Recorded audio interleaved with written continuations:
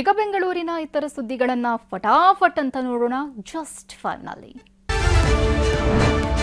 Short ಸರ್ಕ್ಯೂಟ್ನಿಂದಾಗಿ ಕಟ್ಟಡ ಸುಟ್ಟು ಕರಕಲಾಗಿರುವ ಘಟನೆ ಜಿಗಣಿ ಕೈಗಾರಿಕಾ ಪ್ರದೇಶದಲ್ಲಿ ನಡೆದಿದೆ. 10ಕ್ಕೂ ಹೆಚ್ಚು ಅಗ್ನಿಶಾಮಕ ದಳದ ಸಿಬ್ಬಂದಿ ಎಸ್ಡಿಆರ್ಎಫ್ ತಂಡ ಜಂಟಿಯಾಗಿ ಬೆಂಕಿ ನಂದಿಸಲು ಕಾರ್ಯಾಚರಣೆ ನಡೆಸಿತು. ಅಕ್ಕಪಕ್ಕದ ಕಟ್ಟಡಗಳಿಗೆ ಬೆಂಕಿ ವ್ಯಾಪಿಸದಂತೆ ಹರಸಾಹಸಪಟ್ಟು ಬೆಂಕಿ ನಂದಿಸಲಾಯಿತು.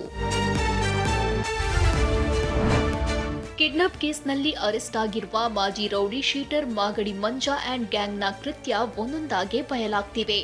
ಗ್ಯಾಸ್ ಫಿಲ್ಲಿಂಗ್ ಅಡ್ಡೆ, ಸ್ಪಾಗಳಲ್ಲಿ ಬೆದರಿಕೆ ಹಾಕ್ತಿದ್ದ ಡೇಂಜರಸ್ ಗ್ಯಾಂಗ್ ಹಣ ನೀಡದಿದ್ರೆ ಕಿಡ್ನಾಪ್ ಮಾಡಿ ರಾಬರಿ ಮಾಡ್ತಿರೋದು ತನಿಖೆಯಲ್ಲಿ ಗೊತ್ತಾಗಿದೆ.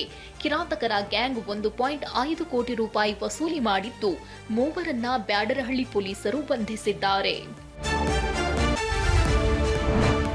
ಸಿಎಂ ಸಿದ್ದರಾಮಯ್ಯ ಪತ್ನಿಗೆ ಮುಡಾ ಸೈಟ್ ಹಂಚಿಕೆ ಪ್ರಕರಣದ ತನಿಖೆಯಲ್ಲಿ ಲೋಪವಾಗಿದೆ ಅಂತ ದೂರುದಾರ ಸ್ನೇಹಮಯಿ ಕೃಷ್ಣ ಆರೋಪಿಸಿದ್ದಾರೆ. ಸರಿಯಾಗಿ ತನಿಖೆ ಮಾಡದೆ ಲೋಕಾಯುಕ್ತ ಬಿ ರಿಪೋರ್ಟ್ ಸಲ್ಲಿಸಿದೆ. ಇದನ್ನ ಕೋರ್ಟ್ ತಿರಸ್ಕರಿಸುವ ಭರವಸೆ ಇದೆ ಅಂತ ಸ್ನೇಹಮಯಿ ಹೇಳಿದ್ದಾರೆ. ಖಾಸಗಿ ಆಸ್ಪತ್ರೆಗಳಿಗೆ ಟಕ್ಕರ್ ನೀಡಲು ಜಯದೇವ ಆಸ್ಪತ್ರೆ ಮುಂದಿನ ವರ್ಷದಿಂದಲೇ ರೋಬೋಟಿಕ್ ಸರ್ಜರಿ ನಡೆಸಲು ತೀರ್ಮಾನಿಸಿದೆ. ಈ ಸರ್ಜರಿಗೆ ಖಾಸಗಿ ಆಸ್ಪತ್ರೆಗಳಲ್ಲಿ ಲಕ್ಷ ಹಣ ಖರ್ಚು ಮಾಡಬೇಕಾಗಿತ್ತು. ಆದ್ರೀಗ ಜಯದೇವ ಆಸ್ಪತ್ರೆಯಲ್ಲೇ ಹೈಟೆಕ್ ರೋಬೋಟಿಕ್ ಸರ್ಜರಿ ಆರಂಭವಾಗಲಿದ್ದು, ಇದರಿಂದ ಹೃದ್ರೋಗಿಗಳಿಗೆ ಗುಣಮಟ್ಟದ ಚಿಕಿತ್ಸೆ ಸಿಗಲಿದೆ.